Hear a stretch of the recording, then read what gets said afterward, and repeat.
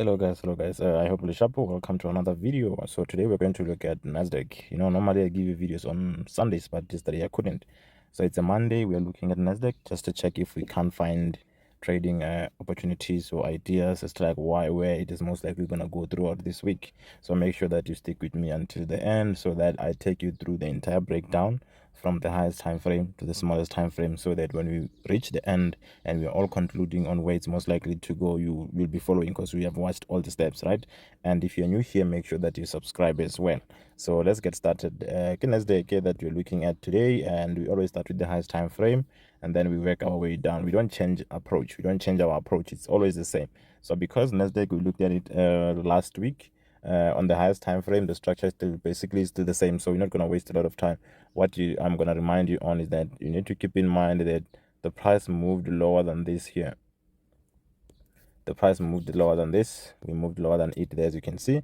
So which means this makes this it means this can be our nearest support. It has been taken out. The nearest support is there, so meaning this thing has got higher chances of doing this on a longer run. It's not something that is going to happen this week. It's not something that's going to happen this month, but we're just saying it has got higher chances of going there, unless of course if it goes up and takes out the structures of the bears, because currently this time frame is bearish. So for as long as it doesn't challenge the structures of that bearish trend, it has got higher chances of going towards the bearish side.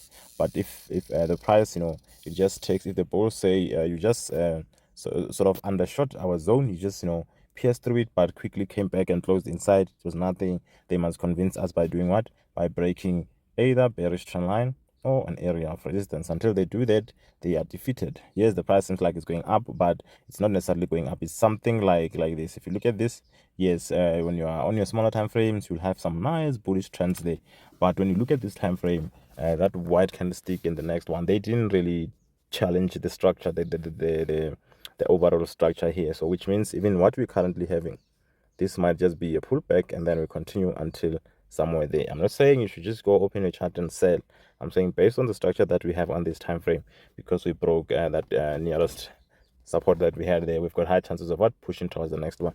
Because like I already said, this time frame is bearish, and you've got a bearish trend line and you've got a resistance. So these are the two nearest structures on this time frame. So basically when the price approaches that trend line and the resistance, it will have a high chance of what?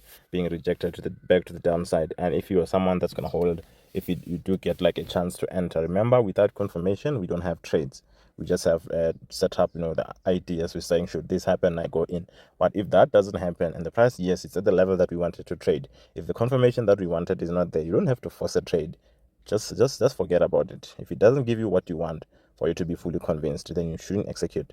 So let's see. So this is all that we have on our monthly time frame. So let's drift down to our weekly and see if we have anything different this side.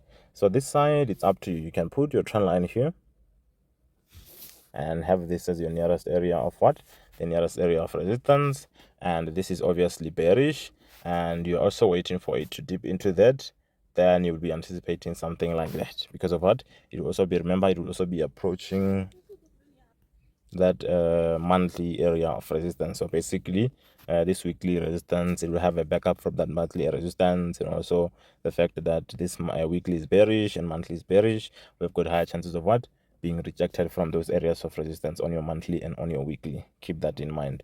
But now if you're someone that's been taking trades to the upside, good for you. But don't make a mistake of saying, I'm going to hold these trades and I'll exit next year somewhere when the price goes back there. That's where you are crazy, if I can put it like that.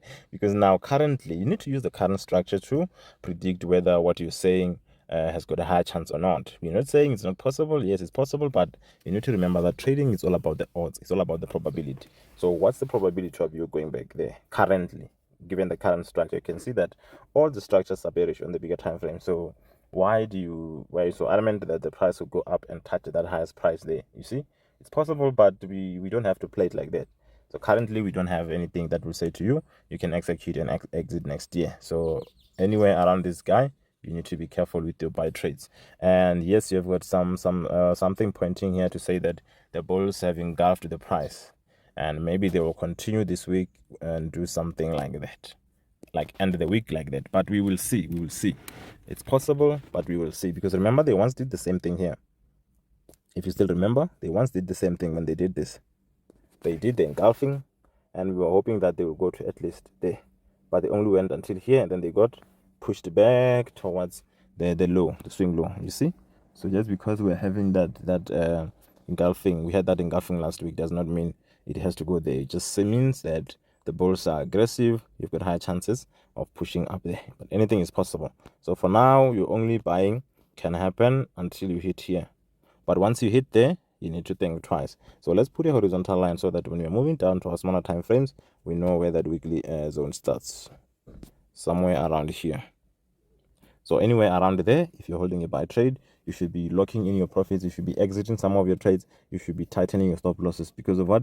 There's a chance of this thing going back. So you want to make sure that when that happens, it doesn't take away all your profits. Yeah, bon? So let's move down to daily and see what you got here. You can see on daily, on I think Thursday and Friday, we did make some nice moves to the upside. I think it was because there was some fundamentals happening on, was it Thursday? I think. And that's what pushed the price all the way up. And we are approaching that weekly. And it seems like on this daily, the weekly zone, remember the weekly zone starts from this horizontal line. So here it seems like it was going to be in line with this small area of resistance here.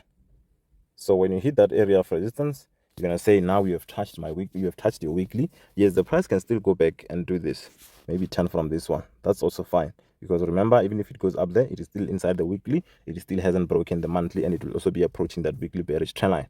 And also you can justify that by saying, because the current, this area of resistance is not fresh. Remember, it was tested here before. So maybe you can say because it's not fresh and you're waiting for confirmation, you don't get it, and then you see the price, pushing up towards the next one. Then you will know that this one is a very fresh one, and you are getting a discount to sell from there. But we will see should the price go there. And on this time frame, how is the structure? We were very much bearish sometime 2 weeks back, and then we turned to the upside, and this was our nearest area of resistance. And if I still remember, we went higher than it because it ends here. Remember, it ends here, and if you check this side, we went higher than it. And when that happened, that's when you opened the door for the bulls, right? But now the challenging part was that because the bulls opened that channel and they already had their trend line here, and now the price came back to their support, got rejected, went up, but it failed to create a new high. Remember, when you are bullish, you need to make high highs, high lows, high highs, high lows. So the moment you do something like this, now we are seeing that you are running out of steam. So for me to buy from the same level where you were before, like for instance, if this is my support, and I got a nice trade here, and then now, what did I do now? I wanted to show you something like this. If this is an area of support, this one, and I managed to buy from it here, and then now the price is coming back again. Okay, I didn't create what I wanted to show you here. It's something like this. Yes. We are here. This is the support. What am I doing? Because what I'm trying to show, I don't want a new high. Yes, something like this. And then we can change the color and say, this is the support, right? And this is where you are entering the retest, right? And then now the price goes up, but it fails to give you the high. When it comes back to the same support, you already bought from that support. The support is no longer fresh, and the fact that you are doing this, it shows that these people are no longer as strong as they were when they were coming, making these high highs. All of a sudden, they failed to make a new high. So because of that, you need to think twice before you're buying again from the same zone. Because of what? That's why we're saying when the zone is not fresh, you need to make sure that you get some confirmation there. And which was the case here. You had this, and then the zone was fresh, and then it tested here, it went up to the nearest potential area, but now it was coming for the second time. It failed to create a new high.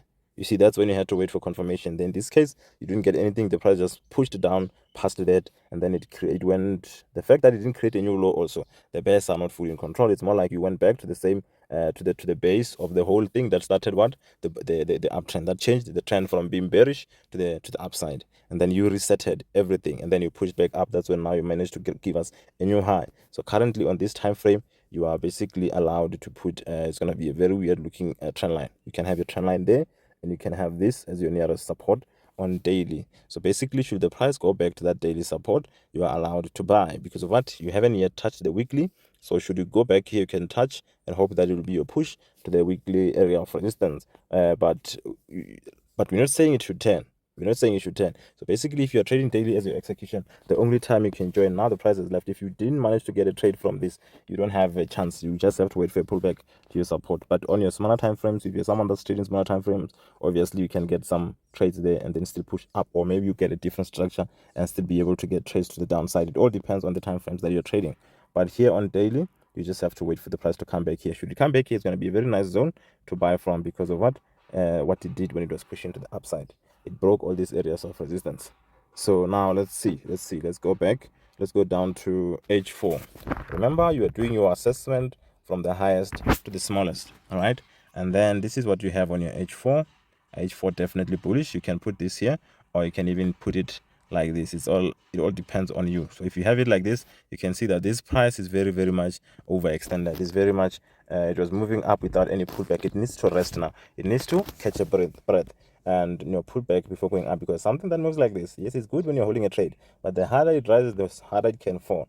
So it's very easy for you to fall all the way to the downside. So you can say maybe you're trying to take your chances there, but I don't think it's worth it, because if you buy here, you're gonna be forced to exit where it turned, which is somewhere there, and the space, it's not enough because you're going to place the stop loss outside. So it's not yet a good area for you to execute. So maybe if the price makes a deeper pullback, then you can catch that. Remember, on your daily, you had your trend line. I think it started from here. The trend line on daily goes like that, and this will be a nice zone. Should the price go back to it, it will be your H4 that is inside your daily, and you can execute from it. But currently you don't have any trades to go long, and maybe if the price, you can see the trend line is being challenged, is being broken. Maybe if the price was to take out this, then maybe you can try your luck there, but with confirmation, because the trend is going up and you're trying to go to the downside. So that pullback, you can get it to confirmation and hope that the price would then go down to this. But without the change of a structure there, you selling is very risky because of what the bigger time frame. Your daily going up. And now let's see. On H1, you probably will have, you see the same structure. The trend line on H1 and H4 is the same, and we're just having a break of a trend line. And the same break of a trend line is not convincing because of what? If it was convincing, we'll get the best moving down like this, breaking the bullish trend line. But in this case, they're just going to the side until they went to the outside of the trend line. You see, they haven't really done anything. And here on this time frame, the nearest support is this one. So they need to break it and maybe break the second one also.